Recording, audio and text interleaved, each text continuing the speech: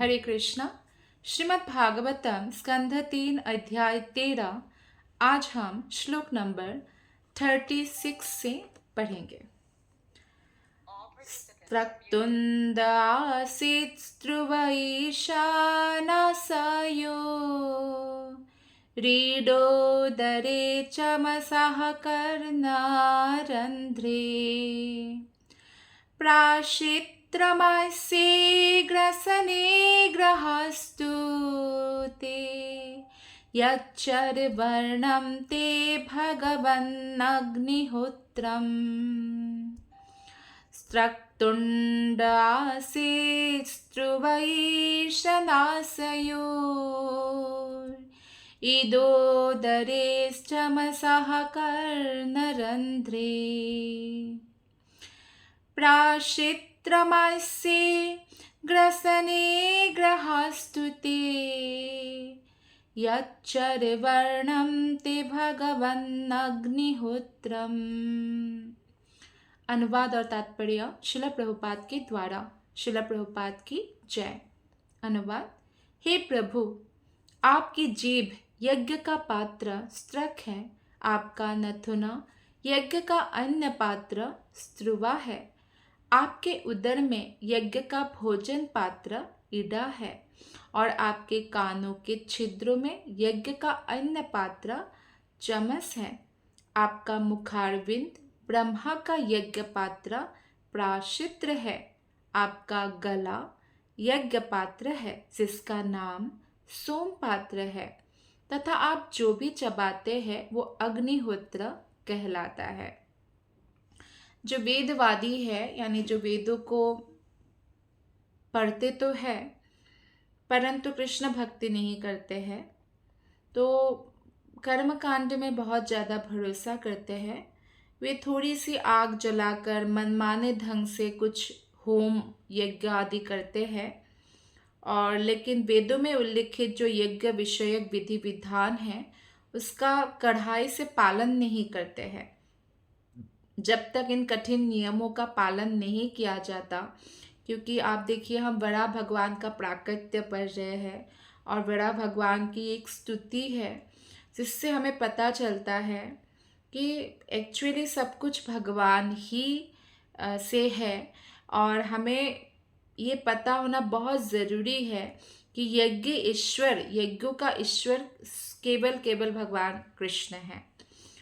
तो इसलिए जब तक कोई वेदों के नियमों का पालन नहीं करते हैं और यज्ञ करते हैं तो उसको फल नहीं मिलता। कई बार आप देखिए लोग यज्ञ करते हैं उसका फल नहीं मिलता, या किसी देवता का पूजा करते हैं, विधि विधानों का कड़ाई से पालन नहीं करते तो फल नहीं मिलता है।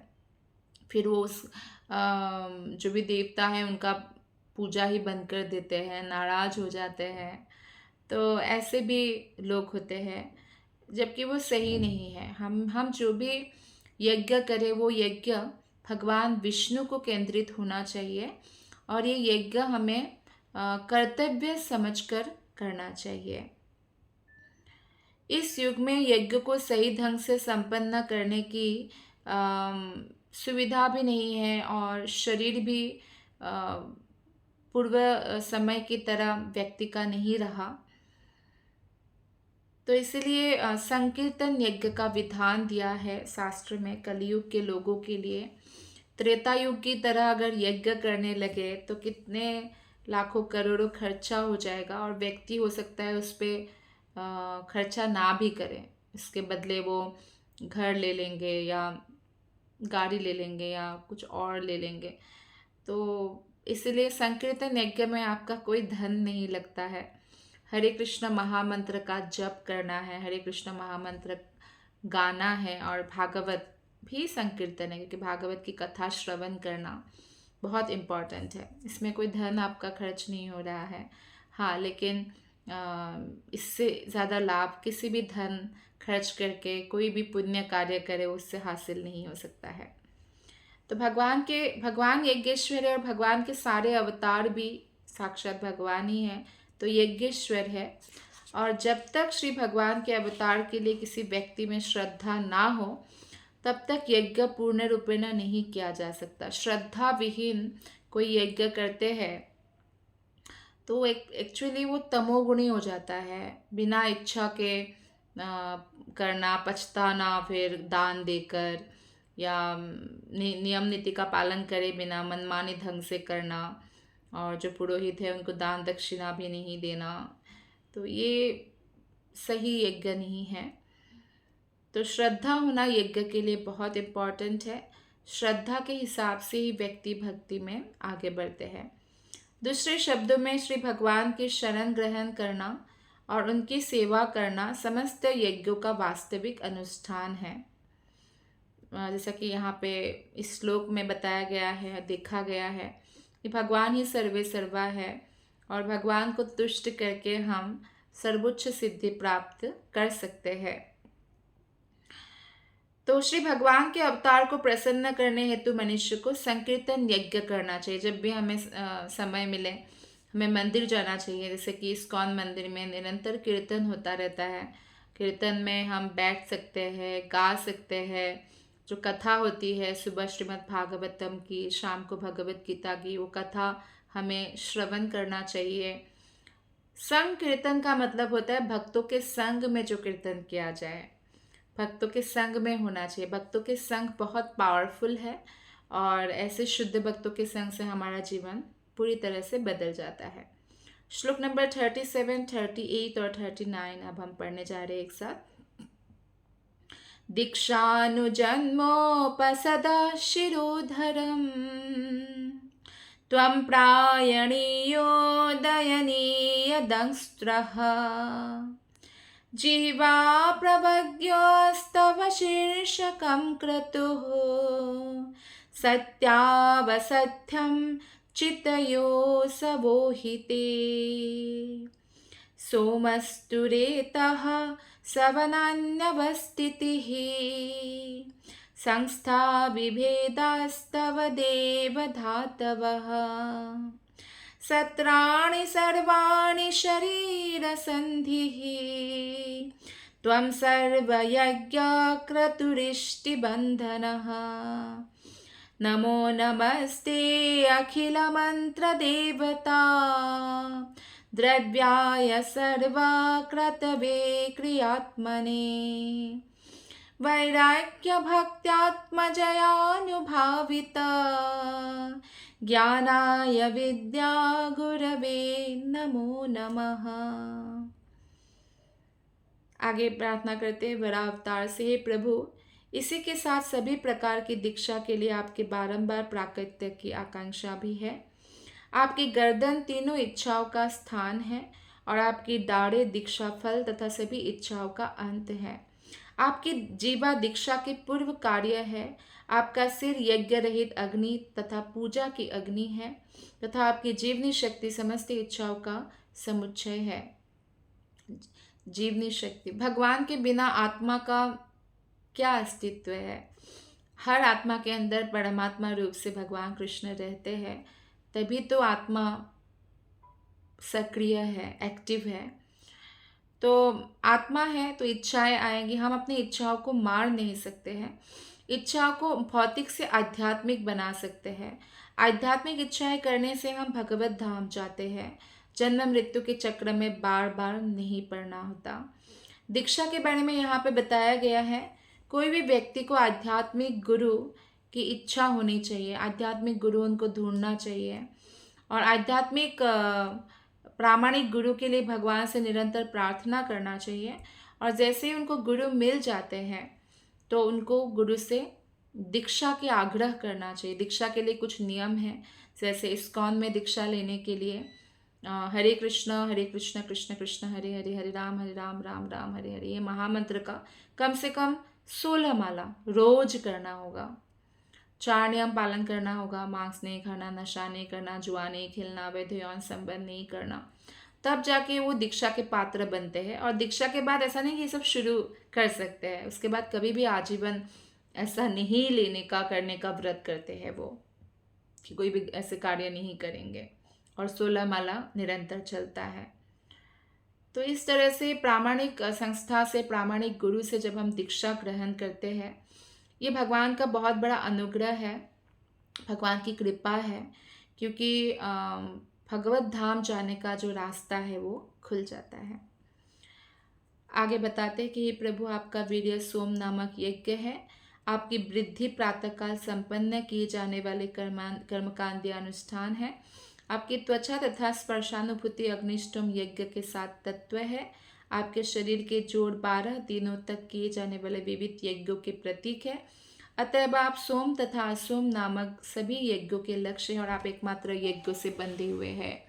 तो यहाँ पे ये ध्यान देने की बात है कि भगवान ही समस्त यज्ञों के लक्ष्य है। और अगर हम कोई भी यज्ञ करते हैं तो भगवान पर ही केंद्रित होना चाहिए। ऐसा नहीं है कि हम कोई भी कार्य कर रहे हैं पर भगवान की प्रसन्नता के लिए नहीं कर रहे, भगवान की प्रसन्नता के उद्देश्य से नहीं कर रहे हैं, तो हमारा वो सारा जो कार्य है वो असफल हो जाएगा। क्योंकि एक्चुअली हमारा एकमात्र लक्ष्य होना चाहिए भगवान की प्रसन्नता, क्योंकि हम भगवान को संतुष्ट करके स्वयं आत्मतुष्ट तो हो ही जाएंगे और समस्त जीवों को भी संतुष्ट कर सकते हैं, क्योंकि भगवान जड़ है, भगवान मूल है। तो इसलिए वैदिक कर्मकांड के अनुयायी जो है वो 7 प्रकार के सामान्य यज्ञ करते हैं, जैसे कि अग्निष्टोम, अत्यग्निष्टोम, उक्था, षोडशी, वाजपेय, अतिरात्र तथा आप्तोर्याम कहते हैं। जो भी व्यक्ति ऐसे यज्ञ को नियमित रूप से संपन्न करता है वो भगवान के पास स्थित माना जाता है।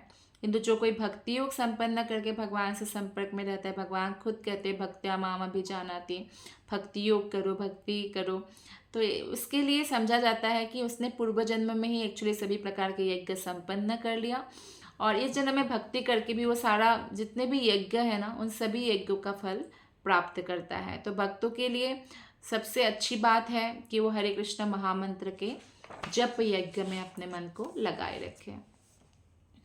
आगे बताते हैं कि हे प्रभु, आप पूर्ण पुरुषोत्तम भगवान हैं और वैश्विक प्रार्थनाओं, वैदिक मंत्रों तथा यज्ञ की सामग्री द्वारा पूजनीय हैं।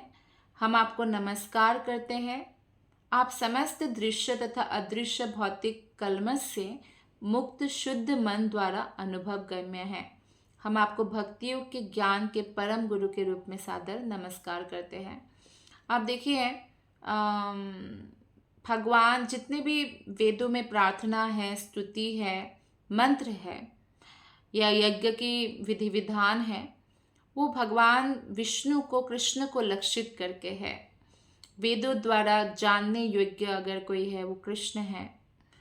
इसलिए ऋषिगण भगवान को बार बार नमस्कार करते हैं। और भगवान को कैसे हम अनुभव कर सकते हैं, भगवान के अस्तित्व को इसी धरती पर रहकर, भौतिक अवस्था पर रहकर भी, कि जब हमारा मन भौतिक कल्मश से मुक्त हो जाएगा और मन शुद्ध हो जाएगा। मन शुद्ध होने के लिए हमें श्रीमद् भागवतम का अध्ययन करना होगा, श्रीमद् भागवतम की कथा श्रवण करनी पड़ेगी और इससे धीरे धीरे हमारा मन जो है शुद्ध हो जाएगा और जितना अधिक शुद्ध होगा इतना ही हम भगवान को अनुभव कर सकते हैं। या 16 माला भी जब हम जप करते हैं तो नामाभास अवस्था में जब हम अपराधों से मुक्त होकर जप करते हैं तब भी हम भगवान की अनुभूति ले सकते हैं। तो इसलिए जो भी सिंसियरली सीरियसली भक्ति करते हैं वो भक्ति को छोड़कर कभी भी इधर उधर नहीं जा सकता, क्योंकि वो अनुभव उसको होने लगता है। भगवत भक्ति के लिए प्रभुपाद जी तात्पर्य में बताते हैं कि भगवत भक्ति के लिए योग्यता यह है कि भक्त को समस्त भौतिक कल्मश और इच्छाओं से मुक्त होना चाहिए। भौतिक इच्छाओं से मुक्त कैसे होंगे हम? जबरदस्ती तो नहीं हो सकते ना। जब हम हरिनाम का आश्रय लेंगे और हरिनाम जप करेंगे, भागवत श्रवण करेंगे, तो धीरे धीरे हम भौतिक इच्छाओं से मुक्त हो जाएंगे। और दीक्षा लेने का भी यही क्वालिफिकेशन है गुरु से दीक्षा लेने का, कि भौतिक इच्छाएं हृदय से धीरे धीरे गायब हो रहा है और आध्यात्मिक इच्छाएं जागृत हो रही है। तो यह मुक्तावस्था कहा जाता है, अर्थात भौतिक चीज़ों से हमारे हृदय में विरक्ति अनुभव होने लगता है। जो व्यक्ति विधि विधानों के अनुसार श्री भगवान की भक्तिमय सेवा में लगा रहता है वो स्वतः भौतिक इच्छाओं से मुक्त हो जाता है। उसके लिए बहुत ज़बरदस्ती करने की ज़रूरत नहीं है। आप बस कृष्ण का नाम जप करें, हरे कृष्ण महामंत्र का, और कृष्ण के बारे में श्रवण करें प्रामाणिक भक्तों से, तो सब कुछ संभव है। ऑटोमेटिकली हमारा मन जो है भक्तिमय सेवा में लगने लगेगा और शुद्ध मनोदशा को हम प्राप्त करेंगे, जिस मनोदशा में हमें निरंतर भगवान की अनुभूति होंगी। भगवान स्वयं भी कहते हैं, भगवत गीता जो चतुर्श्लोकी भगवत गीता है 10वां श्लोक में बताते हैं, 10वां अध्याय के, तेषां सततयुक्तानां भजतां प्रीतिपूर्वकं ददामि बुद्धियोगं तं येन मामुपयान्ति ते। जो श्रद्धा और प्रेम के साथ, प्रीतिपूर्वकम प्रेम के साथ भगवान की भक्ति में लगे रहते हैं। भक्ति क्या है? एक शब्द में कृष्ण की सेवा है। तो जो लगे रहते हैं तो उनको भगवान बुद्धि देते हैं कि किस प्रकार भगवान को समझा जाए, किस प्रकार भगवान तक पहुंच जाए। भक्ति के बिना मनुष्य भगवान को कभी भी नहीं समझ सकता। श्लोक नंबर 40 and 41। द्रष्ट्राग्रकोत्या भगवंस्त्वयाधृता विराजते भूधर भूसभूधरा यथा वनान्निः सरतोदताधृता मतङ्गजेन्द्रस्य सपत्रपद्मिनी त्रयीमयं रूपमिदं च सौकरम् भूमण्डलेनाथ दत्ताधृतेन ते चाकास्ति शृङ्गोरघनेन भूयसा कुलाचलेन्द्रस्य यथैव विभ्रमः। हे पृथ्वी को उठाने वाले, बड़ा अवतार को बोलते हैं पृथ्वी को उठाने वाले, क्योंकि पृथ्वी की रक्षा के लिए बड़ा अवतार हुआ था। आपने जिस पृथ्वी को पर्वतों समेत अपनी दाढ़ों पर उठाया है, वो उसी तरह सुंदर लग रही है जिस तरह जल से बाहर आने वाले क्रुद्ध हाथी के द्वारा धारण की गई पत्तियों से युक्त एक कमलिनी। तो जैसे हाथी कोई पत्ता से युक्त एक कमल फूल, कमल पुष्प, कमल का लोटस उठा लेते हैं तो सुंदर लगता है। तो भगवान ऐसे ही पृथ्वी को उठाए तो इतना सुंदर लग रहा है। हालांकि भगवान की सुंदरता की तुलना हम भौतिक कोई भी चीज़ से नहीं दे सकते हैं, क्योंकि पूर्णतः आध्यात्मिक है भगवान, लेकिन फिर भी हमारी समझ के लिए ये उदाहरण दिया जाता है। तो इसकी तुलना उस कमल के फूल की सुंदरता से की जा रही है जो हाथी के सूंड पर स्थित है। चूँकि कमल का फूल पत्तियों समेत अत्यंत सुंदर लगता है, उसी तरह यह पृथ्वी अपने अनेक सुंदर पर्वतों समेत भगवान बड़ा के डाढ़ों पर शोभायमान हो रही थी। भगवान ने यहाँ पे पृथ्वी को नाक के ऊपर, मतलब दाढ़ों पर उठाया था। हे प्रभु, जिस तरह बादलों से अलंकृत होने पर विशाल पर्वतों के शिखर सुंदर लगने लगते हैं, उसी तरह आपका दिव्य शरीर सुंदर लग रहा है, क्योंकि आप पृथ्वी को अपने दाढ़ों की नोक पर उठाए हुए हैं। आपने पर्वत देखा होगा, कभी आप अगर मनाली वगैरह या शिमला वगैरह गए हैं तो बहुत ऊंचा ऊंचा जो पर्वत होते हैं, बादल बादल सा भी लगता है। आप बहुत ऊंचे जाते तो ऐसा लगता है कि आप बादलों को छू लेंगे, है ना, तो सुंदर लगता है। तो यहाँ पे भगवान का जो रूप है वो इतना विराट है। तो भगवान का विराट रूप और उसमें पृथ्वी को जब उन्होंने धारण किया तो बहुत सुंदर लग रहे हैं। जब कोई बादल किसी विशाल पर्वत की चोटी पर विश्राम करता है तो ऐसा लगता है मानो उससे पर्वत ने उठा रखा हो, है ना, जैसे बादल को पर्वत ने जैसे अपने उसमें उठा रखा हो। तो साथ ही ऐसे ही भगवान अपने दाढ़ों पर पृथ्वी को धारण करने से और अधिक जो है सुंदरता दिखाई दे रहा है। श्लोक नंबर 42 and 43।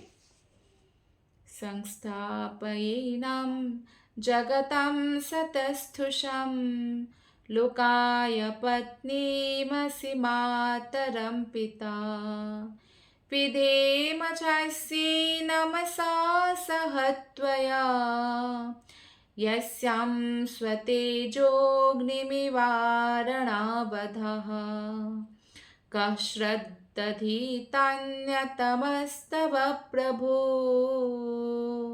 रसां गताया भुवौ द्विबर्हणं न विस्मयोऽसौ त्वयि विश्वविस्मये यो माययेदं सृजतेति विस्मयम्। हे प्रभु, यह पृथ्वी चर तथा अचर दोनों प्रकार के निवासियों के रहने हैं, तो आपकी पत्नी है और आप परम पिता है। पृथ्वी माता है और भगवान परम पिता है। पृथ्वी ने कितने सारे जीवों को आश्रय दे रखा है। एक्चुअली पृथ्वी भगवान की पत्नी है। तो भगवान की पत्नी होने के कारण भगवान हमेशा पृथ्वी पर जब भार ज़्यादा हो जाता है तो भगवान पृथ्वी की रक्षा करने आते। पति ही पत्नी की रक्षा करते हैं। जैसे सीता मैया की रक्षा के लिए राम जी ने इतना बड़ा युद्ध छेड़ दिया था। तो इस तरह से कहा जाता है कि अगर आप पत्नी की इस तरह रक्षा ना कर सके तो विवाह ही नहीं करना चाहिए। तो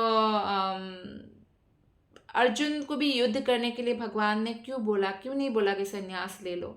क्योंकि तब तक पृथ्वी माता के ऊपर इतने अधार्मिक राजा, अब देखिए अधर्म के पक्ष में 3 गुना सेना थे। दुर्योधन जो धृतराष्ट्र के दुर्बुद्धि वाले पुत्र है। अर्जुन बोलते भी है फर्स्ट चैप्टर के श्लोक में कृष्ण को कि मेरा रथ दोनों सेनाओं के मध्य स्थित कर दीजिए। जो धृतराष्ट्र के दुर्बुद्धि पूर्ण पुत्र है, उनके पक्ष में कौन लड़ने आए हैं? धर्म के पक्ष में वो देखना चाहते थे। तो धार्मिक लोग 3 गुना था और धर्म के पक्ष में इतने कम लोग थे, तो इसलिए उनका संहार करना जरूरी था। तो अभी भी पृथ्वी जब पानी में गिर गए थे, कीचड़ में धंस गए थे, तो बड़ा अवतार लेकर भगवान ने पृथ्वी माता का रक्षा किया। हम उस पृथ्वी समेत आपको सादर नमस्कार करते हैं। हमें भी हमेशा, अगर आप धाम में हैं तो बहुत ही अच्छा है। आप सुबह उठ के सबसे पहले धाम को प्रणाम करना चाहिए और पृथ्वी माता को हमें प्रणाम करना चाहिए क्योंकि वो भगवान की पत्नी है। भगवान के समेत प्रणाम करना चाहिए। जैसे हम कभी भी अकेले किसी की पूजा नहीं करते, ना राधा की अकेले ना कृष्ण की, राधा कृष्ण की युगल रूप की। तो भगवान के समेत हम नमस्कार करते हैं और जिसमें आपने अपनी शक्ति स्थापित की हुई है, जिस तरह कोई दक्ष यज्ञ करता अरुणी काष्ठ में अग्नि स्थापित करते हैं। जैसे गुरुत्वाकर्षक का नियम है, ग्रेविटी का, जो ग्रहों को स्थिर रखता है, और यही भगवान की शक्ति है। जो इतने हवा में इतने सारे ग्रह नक्षत्र तैर रहे हैं, वो भगवान की शक्ति है। हवा में नहीं रह सकता ऐसे कोई भी चीज़ ग्रेविटी के हिसाब से, तो गिर जाना चाहिए। तो इस शक्ति को भगवान ने उसी तरह स्थापित कर रखा है जिस तरह दक्ष यज्ञकर्ता जो होते हैं, यज्ञकर्ता पहले ऐसे ब्राह्मण होते थे जो काष्ठ में अग्नि ऑलरेडी होता है ना, तो मंत्र पढ़ के उस अग्नि को प्रकट कर देते थे। तो ऐसे अरुणी काष्ठ में अग्नि को स्थापित करते हैं योग्य ब्राह्मण वैदिक मंत्रों से, वैदिक मंत्रों की शक्ति से। तो बद्धजीव जो कि इस भौतिक जगत के निवासी है, माता पृथ्वी के गर्भ में उसी तरह स्थापित किए जाते हैं। भगवान ऐतरेय उपनिषद में बताया गया स एकशत, जब भगवान दृष्टिपात करते हैं प्रकृति को तो तुरंत जो है यहाँ पे जीव के लायक बन जाता है, जीव स्थापित हो जाता है। तो इस तरह से भगवान ही प्रधान सृष्टि करता है। दुर्गा देवी या ब्रह्मा जी ये सेकेंडरी क्रिएटर है और भगवान की आज्ञा के अनुसार वो काम करते, भगवान के भक्त हैं। जिस तरह पिता द्वारा माता के गर्भ में शिशु का बीज स्थापित किया जाता है, इस तरह से भगवान भी बीज को स्थापित करते हैं ताकि जीवात्मा के रहने लायक बने और ये पृथ्वी से फिर पृथ्वी में सारे जीवात्माओं का फिर आगमन होता है। माता संतान उत्पन्न करने के मामले में कभी स्वतंत्र नहीं है। जैसे भगवान तो स्वतंत्र है, भगवान ने ब्रह्मा जी को उत्पन्न किया है, भगवान कुछ भी कर सकते हैं, लेकिन ब्रह्मा तो जीव है। फिर भी भगवान ने इतना शक्ति ब्रह्मा जी को दिया कि माता के बिना, किसी स्त्री के बिना ब्रह्मा ने कितने सारे पुत्र को उत्पन्न किया। लेकिन जनरली कोई भी स्त्री अकेले संतान उत्पन्न करने के लिए स्वतंत्र नहीं है। इसी तरह भौतिक प्रकृति जब तक जीवित प्राणियों को उत्पन्न तब तक नहीं कर सकती है जब तक परम पिता परमेश्वर यानी भगवान श्री कृष्ण दृष्टिपात ना करे। श्लोक नंबर 43 में बताया गया है कि हे पूर्ण पुरुषोत्तम भगवान, आपके अतिरिक्त अन्य ऐसा कौन है जो जल के भीतर से पृथ्वी का उद्धार कर सकता है। इतना जल, गर्भोदक सागर कितना भयंकर बड़ा विशाल सागर है, एकदम तलहटी पर पहुंच गए, कौन कर सकता है ऐसा भगवान के अलावा। किंतु यह आपके लिए बहुत आश्चर्यजनक नहीं है। भगवान के लिए कोई भी कार्य कुछ बहुत बड़ा नहीं है। 7 साल का कृष्ण गोवर्धन जैसे विशाल पर्वत को उठा लेते हैं और 6 दिन के करीब थे तो पुतना को मार दिया, राक्षसी को, इतनी भयंकर राक्षसी को। तो भगवान के लिए कोई चीज़ आश्चर्यजनक नहीं है, मुश्किल नहीं है, क्योंकि ब्रह्मांड के सृजन में आपने अति अद्भुत ढंग से कार्य किया है।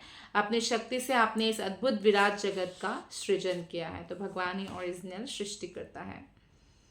एक जो विद्वान कृष्ण भावना भावित व्यक्ति होता है, जो शास्त्र पढ़ते हैं, भागवतम पढ़ते हैं, भगवत गीता, चैतन्य चरितामृत और अन्य भक्ति विज्ञान मूलक शास्त्र को पढ़ते हैं, वो भली भांति जानता है कि इस दृश्य जगत के पीछे भगवान कृष्ण का मस्तिष्क कार्य करता है, जिसकी पुष्टि भगवत गीता में भगवान ने 9.10 श्लोक में बताया भी। एक स्वयं कृष्ण ने मयाध्यक्षेण प्रकृति ही सुयते सचराचरम। चूंकि भगवान कृष्ण अद्भुत विराट जगत का संचालन कर सकते हैं, अतएव उनके लिए एक बड़ा जैसा विराट विशाल रूप धारण करना कोई बहुत बड़ी बात नहीं थी, और पृथ्वी को जल के कीचड़ से निकालना भी बहुत आश्चर्यजनक नहीं था। हाँ, बाकी लोगों के लिए आश्चर्यजनक था।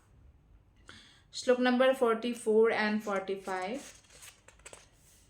विधुन्वता वेदमयं निजं वपुर् जनस्तपः सत्यनिवासिनो वयम् सटाशिखोद्भूत शिवाम्बुबिन्दुभिर्विमृज्यमानाभिशमीश पावितः स वै बत भ्रष्ट मतिस्तवेशते यः कर्मणा पारमपार कर्मणः यद्योगमाया गुणयोगमोहितं विश्वं समस्तं भगवन् विदेहिशम्। हे परमेश्वर, निसंदेह हम जन तप तथा सत्य लोकों जैसे अति पवित्र लोगों के निवासी है। अब देखिए, उसमें पृथ्वी तो पानी में था, पृथ्वीवासी तो थे ही नहीं, स्वर्ग भी नहीं थे, ऊपर के लोग वगैरह जो है पृथ्वी नहीं थे, लेकिन बाकी जो ऊपर के लोग हैं वो था, जैसे कि जनलोक, तपलोक, सत्यलोक। तो ऐसे लोगों के निवासी बहुत ज़्यादा पवित्र होते हैं, वो तपस्वी होते हैं, वो एन्जॉयमेंट नहीं, तपस्या पर उनका जो है मन होता है। तो अति पवित्र लोक है ये सब, तो उन लोगों के निवासी है। फिर भी हम आपके शरीर के हिलने से, आपके कंधों के बालों द्वारा छिड़के गए जल की बूंदों से शुद्ध हो गए। भगवान जब पानी से निकले तो ऐसे किया, तो उनका सर हिलाया तो उनका पूरा जो है जल छिड़क गया वहाँ के ऋषि मुनियों के ऊपर। तो बोलते हम पवित्र हो गए, क्योंकि भगवान का, जैसे भगवान को नहलाया हुआ जल, अभिषेक किया हुआ जल जब छिड़का जाता है, वो हम पीते हैं, तो बहुत अति पवित्र हम पवित्र बनते हैं। जन तप और सत्य लोगों के निवासी भौतिक विश्व के सबसे पवित्र व्यक्ति है, भौतिक जगत के। किंतु ये लोग भी तो भौतिक जगत में ही स्थित है, इसलिए ऐसा नहीं हो सकता कि एकदम पूर्ण गोलक धाम वासियों की तरह, वैकुंठ वासी की तरह पूरा शुद्ध है। अशुद्धियाँ होती है भौतिक लोक में, जब तक हम रहेंगे भौतिक अशुद्धियाँ तो रहेंगी। इसलिए जब भगवान के कंधों के बाल के अग्रभाग के जल की बूंदें उनके शरीर में गिरी, छिड़क गई, तो अपने आप को शुद्ध हुआ अनुभव कर रहे थे। गंगा का जल इसलिए शुद्ध है क्योंकि वो भगवान के अंगूठे से निकला है ना, चरण से निकला है। तो और अंगूठे से निकलने वाले जल और भगवान के वराह अवतार जो अभी हम पढ़ रहे हैं, वराह अवतार के बारे में, तो उनके कंधों में लटकते हुए बालों से जो पानी गिरा या छलका, उस जल में कोई अंतर नहीं है, दोनों परम दिव्य है। भगवान का चरण हो चाहे भगवान का सिर हो, दोनों ही परम दिव्य है। तो इसलिए कहते हैं ऋषिगण कि हे प्रभु, आपके अद्भुत कार्य की कोई सीमा नहीं है। जो भी व्यक्ति आपके कार्यों की सीमा जानता है वो निश्चय ही मतिभ्रष्ट है। तो बोलते हैं कि हम भगवान के कार्य की सीमा जानते हैं तो मतिभ्रष्ट है, एक्चुअली कुछ नहीं जानता, बस बातें बना रहा है। क्योंकि भगवान असीम है और भगवान के कार्य की या लीला की कोई सीमा बांध नहीं सकता है। इस जगत में हर व्यक्ति प्रबल योग शक्तियों से बंधा हुआ है। कृपया इन बद्धजीवों को अपने हेतु की कृपा प्रदान करें। कुछ लोग होते हैं जो मनोधर्मी होते हैं। मनोधर्मी का अर्थ क्या है? मनोधर्मी मतलब जो मनमाने ढंग से अपना धर्म बनाते हैं और मनमाने ढंग से कार्य करते हैं, शास्त्र के जो निर्देश है उसके हिसाब से वो नहीं चलते हैं।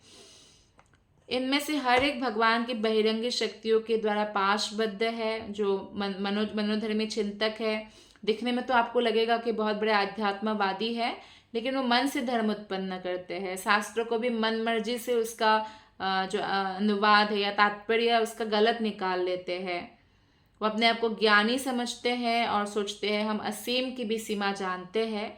तो ऐसे व्यक्ति को मति भ्रष्ट कहा गया है, यानी वो माया के अधीन है। हमारे हिसाब से तो दुनिया नहीं चलेगी, जब भगवान के हिसाब से नहीं चलते हैं तो माया के अधीन होते हैं बद्धात्माएं। उनके लिए सबसे अच्छी बात यही होंगी कि वो भगवान को अचिंत्य जाने के चिंतन से परे है। आपके भगवान को आप बांध नहीं सकते किसी सीमा में, और इसलिए भगवान ये जानकर भगवान के शरण में जाए तो बहुत अच्छा होता है। और क्योंकि भगवान के जैसे ही हम शरण में जाते हैं, भगवान की अहेतु की कृपा हमें प्राप्त होती है। तो ये जो स्तुति हम अभी पढ़ रहे हैं, ये स्तुति उच्चतर लोकों, जनलोक, तपोलोक, सत्यलोक के निवासियों द्वारा की गई है, जो मनुष्य से तो कई ज़्यादा बुद्धिमान और शक्तिशाली है। बहुत सारा उनके पास सिद्धियाँ भी है। इस श्लोक पर विश्वम शब्द समस्तम अत्यंत सार्थक शब्द है। विश्व दो तरह के है। विश्व वर्ल्ड हम बोलते हैं ना, वर्ल्ड दो तरह के है, एक भौतिक एक आध्यात्मिक, स्पिरिचुअल वर्ल्ड, मेटेरियल वर्ल्ड। मुनिगण प्रार्थना करते हैं कि दोनों विश्व, जो भौतिक भी है आध्यात्मिक है, वो दोनों विश्व तो भगवान की ही है। दोनों विश्व आपकी विभिन्न शक्तियों द्वारा मोहित है। आध्यात्मिक विश्व या वर्ल्ड जो है, स्पिरिचुअल वर्ल्ड, आध्यात्मिक शक्ति द्वारा, और भौतिक शक्ति द्वारा भौतिक जगत। जो लोग आध्यात्मिक जगत में है वे भगवान को और खुद को भी भुलाकर, भगवान भगवान है ऐसी भावना ही नहीं है, गोलक धाम में प्रेम में ही सेवा में लीन रहते हैं। और भगवान भी भगवान है ऐसी भावना को त्याग कर प्रेम पूर्वक भक्तों को कंधों पे लेके घूम रहे हैं। बहुत सारी लीलाएं होती है। जबकि भौतिक जगत में हम लोग भौतिक इंद्रिय तृप्ति में डूबे रहते हैं, इसलिए भगवान को भूल जाता है व्यक्ति, क्योंकि वो अपने ही इंद्रियों की संतुष्टि के लिए जीते हैं और आध्यात्मिक वैल्यू जो जीवन का है वो पूरी तरह से भुला देते हैं।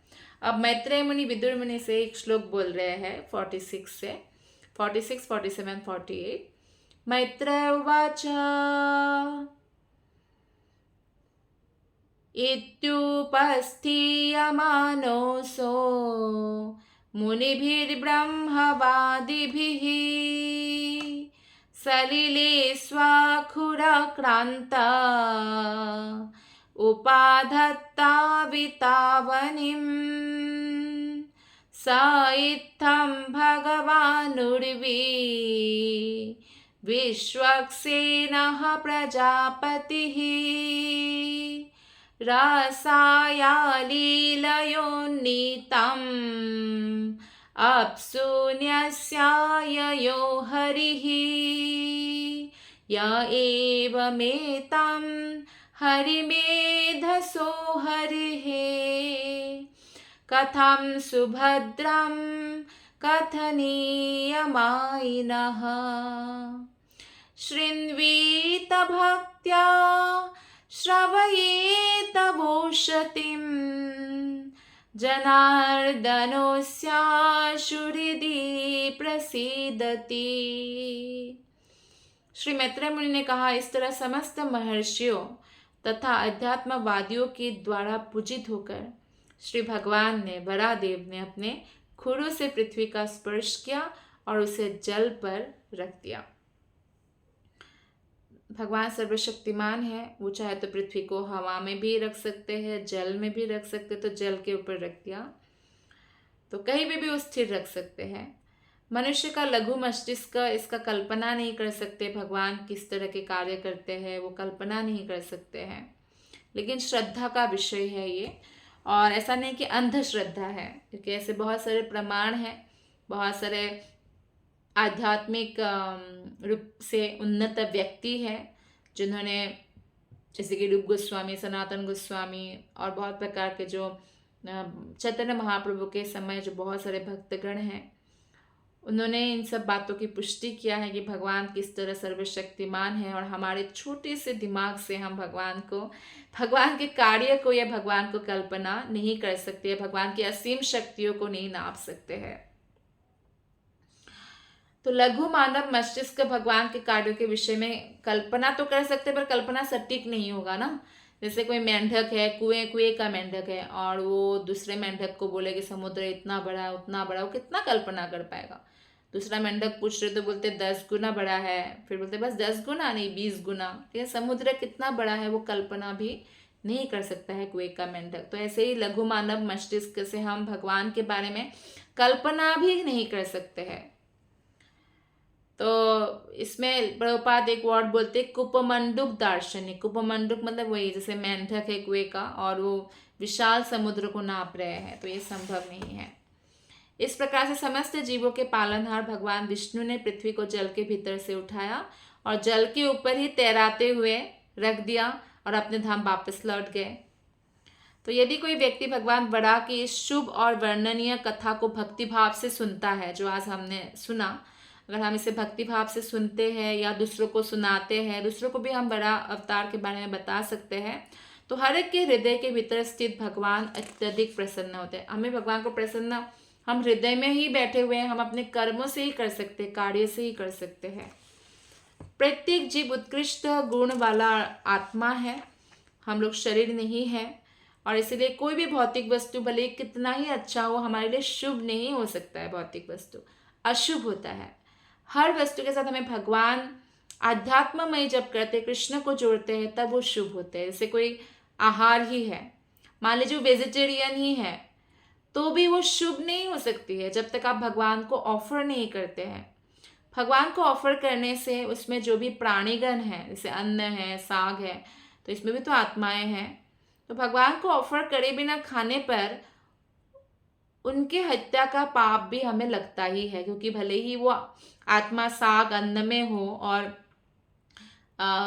जीव जीवस्य जीवनम है, ये भी विधान है, फिर भी वो भी हमें लगता है। लेकिन जब हम भगवान को अर्पित करते, क्यों इसलिए बोलते हैं कि सिर्फ भोग लगाकर ही खाना है, इसलिए तो बोलते हैं क्योंकि भोग लगाकर जब हम खाते हैं तो उन जीवात्माओं का तो हुआ ही कल्याण, क्योंकि भगवान के चरणों में भोग के रूप में अर्पित हो गए, और हमारा भी हुआ क्योंकि हम उस प्रसाद को ग्रहण करते जो भगवान खाते हैं। तो इस तरह से भगवान से जब तक नहीं जोड़ेंगे सब कुछ अशुभ है, शुभ नहीं हो सकता है। तो इसलिए बुद्धिमान लोगों को भगवान के विवरणात्मक दृष्टांत स्वयं सुनने चाहिए और अन्य को भी सुनने के लिए प्रेरित करना चाहिए। भागवत क्लास में अन्य को भी जोड़ना चाहिए, दूसरों को बताना चाहिए। भगवत गीता या भागवतम आदि का ग्रंथ का भी अध्ययन करने के लिए प्रेरणा देना चाहिए, क्योंकि इससे भौतिक अस्तित्व का ताप जो है वो विनष्ट होगा, जिस ताप में हम निरंतर जलते हैं भौतिक जगत में, कष्ट में। तो श्री भगवान एकमात्र अपनी अहेतु की कृपा से इस पृथ्वी पर आते हैं। भगवान को आने की कोई ज़रूरत नहीं है पृथ्वी पर। श्री भगवान अपने अहेतु की कृपा के कारण, जीवात्माओं के ऊपर दया करने के कारण, ताकि उनको वापस जाने का मार्ग दिखा सके, आते हैं और अपनी कृपामय कार्यकलापों को लीला के रूप में छोड़कर, ताकि हम उन लीलाओं का बार बार गुणगान गा गा के पवित्र हो जाए और इसका हम दिव्य लाभ उठा सके, इसलिए भगवान आते रहते हैं। श्लोक नंबर 49 और 50, ये अंतिम श्लोक है, ये दोनों श्लोक अंतिम श्लोक है इस अध्याय का। तो इस तरह से आज अध्याय हम संपूर्ण करेंगे।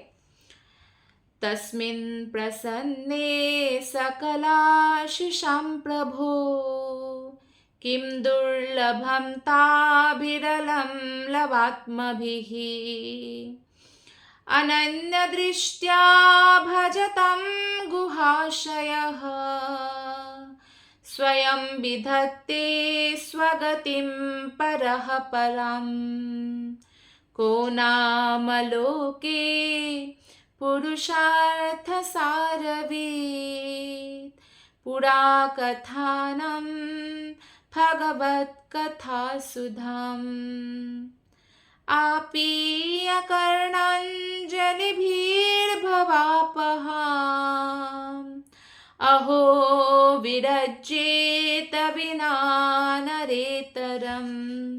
जब पूर्ण पुरुषोत्तम भगवान किसी पर प्रसन्न होते हैं तो उसके लिए कुछ भी अप्राप्य नहीं रहता। जो शुद्ध भक्त होते भगवान उनकी आज्ञाएं पालन करने लग जाते हैं। आप देखिए अर्जुन के सारथी बन गए। अर्जुन ने कहा दोनों सेनाओं के मध्य रथ को स्थित करो, कृष्ण बोलते लो पाठ स्थित कर दिया। उनको आनंद होता है। इससे हर रिलेशनशिप का अलग अलग आनंद होता है, टेस्ट होता है, रस होता है। भाई बहन का अलग होता है, मम्मी पापा के साथ अलग होता है, बंधु बांधव के साथ अलग होता है, हस्बैंड वाइफ का अलग होता है, दादा दादी के साथ, नाना नानी के साथ अलग अलग होता है। ये सब शरीर का रिलेशनशिप है। तो इन शरीर के रिलेशनशिप में जो आपको जो आनंद आता है, टेस्ट आता है, उससे अनंत गुणा आनंद जब हम आत्मा परमात्मा के साथ अर्थात कृष्ण के साथ रिलेशनशिप को समझते हैं और उसको निभाते हैं तब आता है। तो यहाँ पे हम देखते हैं कि भगवान को जो प्रसन्न कर दे उसके लिए कुछ भी अप्राप्य नहीं रह सकता है। दिव्य उपलब्धि के द्वारा मनुष्य अन्य प्रत्येक वस्तु को नगण्य समझता है। तो वो जब दिव्य उपलब्धि प्राप्त करे, ध्रुव महाराज ने बहुत बड़ा राज्य चाहा, जैसे ब्रह्मा का ब्रह्मांड है, लेकिन जैसे ही उनको दिव्य उपलब्धि हुआ, तपस्या के दौरान भगवान का दर्शन हुआ, तो उनको सब कुछ नगण्य लगा कि उनको नहीं चाहिए था कुछ भी। जो व्यक्ति दिव्य प्रेममय सेवा में अपने आप को लगाता है, वो हर व्यक्ति के हृदय में स्थित भगवान के द्वारा सर्वोच्च पूर्णावस्था तक ऊपर उठा दिया जाता है। भगवान अपने आप हमारा प्रमोशन करेंगे जब हमें बस भक्ति में लगे रहना है। जैसा कि भगवत गीता 10.10 में भगवान कहते हैं ना, मैं बुद्धि योग प्रदान करूंगा, मैं बुद्धि प्रदान करूंगा। बस आपको प्रेम पूर्वक क्या करना है, भगवान की सेवा में लगे रहना है। अपने आप भगवान रास्ता दिखाएंगे कि उन तक हम कैसे पहुंच सकते हैं। यदि कोई व्यक्ति श्रद्धा पूर्वक सेवा करता है तो निराशा की कोई बात ही नहीं है। कोई ऐसी संभावना ही नहीं रहती है कि उसको असफलता मिलेगी, कभी भी नहीं मिल सकती है। क्योंकि भक्त की प्रगति का भार जब भगवान अपने कंधों पर ले ले तो भला किसी की प्रगति कैसे रुक जाएगी। दूसरे शब्दों में जो छद्म भक्त है, दिखावा करने वाले बहुत सारे भक्त होते हैं समाज में इज्जत पाने के लिए, पर अंदर से जेन्युइनली वो भक्ति नहीं करते, अच्छे से माला नहीं करते हैं, अच्छे से भागवत श्रवण नहीं करते हैं, भागवत अध्ययन नहीं करते हैं, तो गुरु की आज्ञा का पालन नहीं करते हैं, या भौतिक लाभ पाने के लिए, पूजा मान प्रतिष्ठा के लिए ऐसा करते हैं। वो सर्वोच्च पूर्ण अवस्था इसलिए प्राप्त नहीं कर सकता है ऐसा व्यक्ति क्योंकि वो छद्म भक्त है, प्रिटेंडर है, और भगवान को उसके आशय की जानकारी रहती है कि इसके हृदय में, भले ही बाहर वो बहुत बड़ा भक्त बन के घूम रहा है, लेकिन हृदय में तो कृष्ण बैठे हैं ना, तो कृष्ण जानते हैं, तो वो भगवान को प्राप्त नहीं कर सकेगा। दिखावा करने से भक्ति का दिखावा करने से भगवान प्राप्त नहीं होते। हृदय से प्रेम करना होता है भगवान से। तो मनुष्य को अपने उद्देश्य में केवल निष्ठावान बने रहने की आवश्यकता है, बाकी पूरा प्रगति का भार भगवान अपने ऊपर उठा लेते हैं और भगवान पूरी तरह से उनको सहायता करने के लिए हमेशा तैयार रहते हैं। जो मनुष्य नहीं है उसके अतिरिक्त ऐसा कौन सा जीव होगा, मैत्रेय मुनि कहते हैं, जो इस जगत में विद्यमान हो और जीवन के चरम लक्ष्य के प्रति रुचि न रखता हो। चरम लक्ष्य क्या है कि हम बार बार जन्म लेना, मरना, बूढ़ा होना, बीमार होना ये नहीं चाहते। हम भगवत धाम जाकर भगवान के साथ निवास करना चाहते हैं, जहाँ कोई मृत्यु नहीं है, कोई चिंता नहीं है। भला कौन ऐसा है जो भगवान के कार्यों से संबंधित उन कथाओं के अमृत से मुख मोड़ सके। जो बुद्धिमान व्यक्ति है वो कथाओं को क्यों नहीं श्रवण करेंगे, क्योंकि ये तो हमें भौतिक तापों से उद्धार करते हैं, ये कथा है। तो भगवान के कार्यों की कथा अमृत के सतत प्रवाह के तुल्य है। इसलिए आप देखिए 7 दिन 7 रात सोए बिना परीक्षित महाराज कथा श्रवण कर रहे थे, वो अमृत पी रहे थे कान से, वो भी ना सोते थे, ना खाते थे, ना पानी पीते थे। तो ऐसे अमृत को पीने से वही नकार सकता है जो मनुष्य नहीं है। हर मनुष्य के लिए उनका जीवन का सर्वोच्च लक्ष्य है भगवान को प्राप्त करना, भगवत भक्ति प्राप्त करना। ऐसी भगवत भक्ति की जो सेवा है उस कार्य से हम पवित्र होते हैं, और ये श्रवण से शुरू होता है। श्रवण करते करते करते हम धीरे धीरे जो भी अज्ञानता है उससे मुक्त होते हैं, दिव्य ज्ञान प्राप्त होता है, रजोगुण तमोगुण से ऊपर उठते हैं। केवल कोई पशु या ऐसा मनुष्य जो आचरण में पशु तुल्य है वही भगवान के संदेश नहीं सुनेगा। नहीं तो कोई भी व्यक्ति इन संदेशों को सुनने में, जिसमें इतना आनंद भी है, रस से पूर्ण है, हमें शुद्ध करते हैं, क्यों नहीं वो रुचि लेगा। तो ऐसा मैत्रेय मुनि कह रहे हैं विदुर जी से। इस संसार में कथाओं तथा इतिहासों के अनेक ग्रंथ हैं, लेकिन बहुत सारे लोग भगवान की पुस्तक नहीं पढ़ेंगे, भगवत गीता भागवत, लेकिन नॉवेल पढ़ेंगे, इधर उधर की बातें पढ़ते रहेंगे, इतिहास पढ़ते रहेंगे। लेकिन उन सब पढ़ने से क्या हमारा ताप नष्ट हो जाएगा, हमारा दुख नष्ट हो जाएगा, हमारा जन्म मरण चक्र खत्म हो जाएगा? ऐसे साहित्य से लाभ नहीं होगा। इसलिए जो व्यक्ति भौतिक जीवन का निराकरण चाहता है तो उसे भगवान के दिव्य कार्य के विषय में श्रवण करना चाहिए, कीर्तन करना चाहिए, स्मरण करना चाहिए, इसका बुक्स का अध्ययन करना चाहिए और दूसरों को भी बताना चाहिए। अन्यथा उस मनुष्य की तुलना मनुष्यतर प्राणियों से की जाना चाहिए जो मनुष्य के नीचे है, पशु तुल्य है। तो इसी के साथ इसी प्रकार श्रीमद् भागवतम के तृतीय स्कंद के अंतर्गत बड़ा भगवान का प्राकट्य नामक 13वें अध्याय के भक्ति वेदांत तात्पर्य पूर्ण हुआ। आप सबका बहुत बहुत धन्यवाद। 14वां अध्याय दीति, जो दैत्यों का माता है, दीति की गर्भाधारण के ऊपर है, वो हम नेक्स्ट क्लास में डिस्कशन करेंगे। आप सबका बहुत बहुत धन्यवाद। ग्रंथराज श्रीमद् भागवतम की जय, श्रील प्रभुपाद की जय, गुरु महाराज की जय, आप सभी वैष्णव भक्त वृंद की जय। All glories to Guru Maharaj, all glories to Guru Maharaj. Thank you.